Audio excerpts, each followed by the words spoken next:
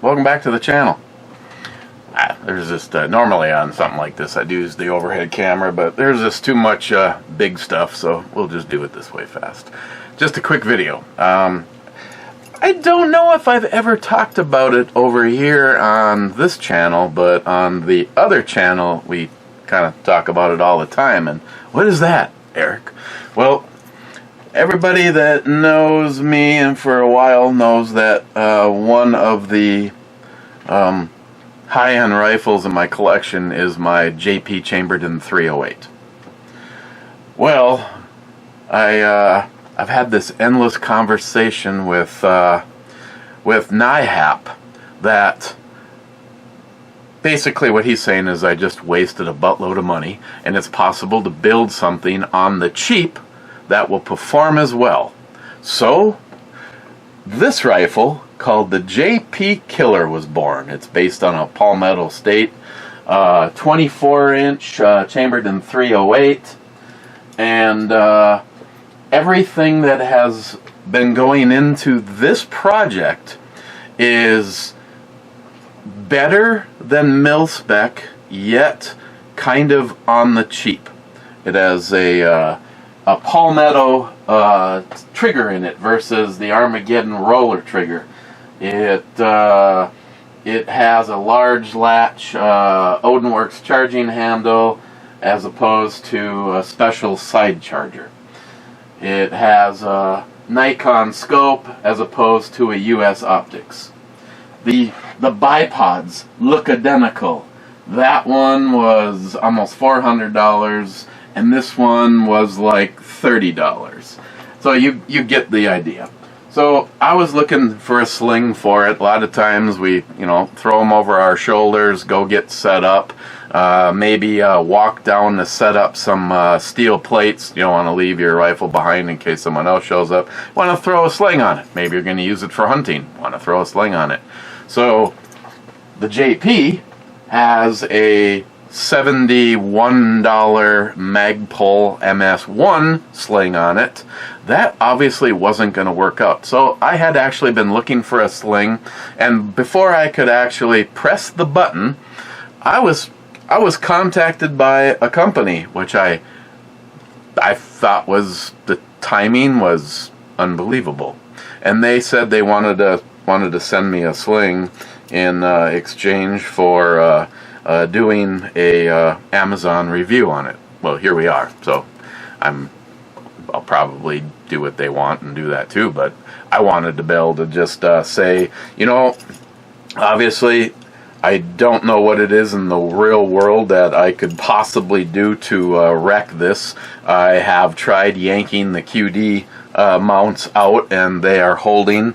If you want to use this as a single point sling, it has the adapter, so you can go left or right sided on that and turn it into a single point sling, which I thought was really cool.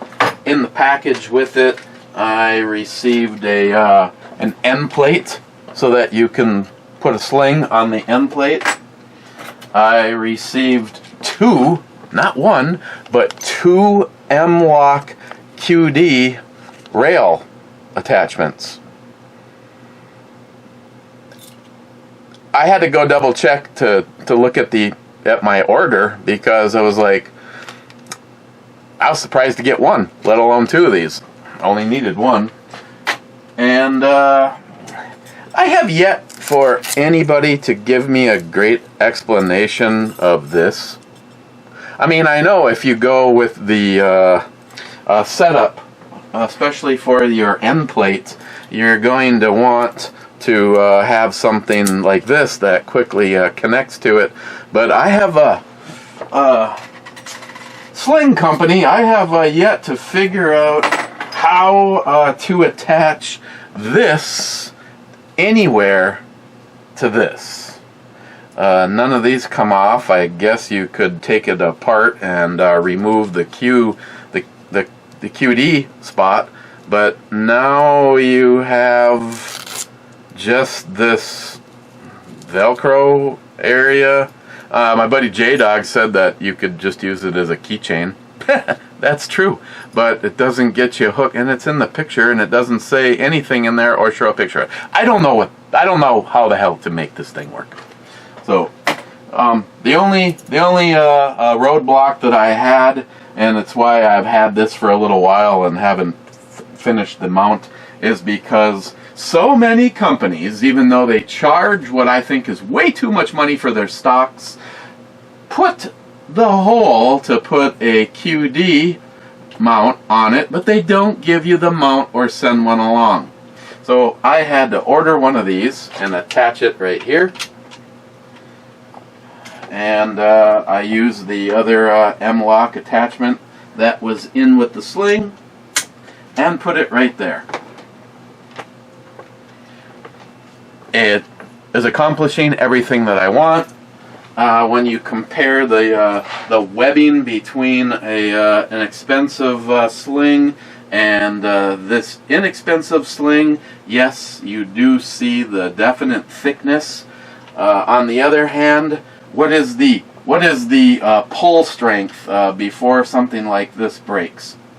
I'm guessing that unless the rifle gets snagged by a passing semi-truck, that sling is going to work out just fine, and it works out just fine for the JP Killer. So if you're interested in picking up an inexpensive but seemingly decent quality, not to mention the I'll just be straight to the point. The last time I needed a QD mount, an M-lock QD mount, I spent as much for this as I did for this entire kit that you see right here. So I just thought I'd throw that out there. If you're trying to do a build on the cheap and you just want to have some, again, this is another scenario where I don't see why you necessarily have to spend a buttload of money to get something that appears like it works. So if you have to have your name brand stuff, okay. If you're just trying to put together a project and you need some stuff, definitely look around, because you can find some pretty decent deals on stuff that I have. Again, I'm actually impressed for what I got for $16. Not to mention it came with all the stuff. And J-Dog, that key chain thingy. So I'll put the link to this down below if you want to pick one of those up for yourself. Otherwise, you can go over to Optics Planet and get that right now for $72. Cheers.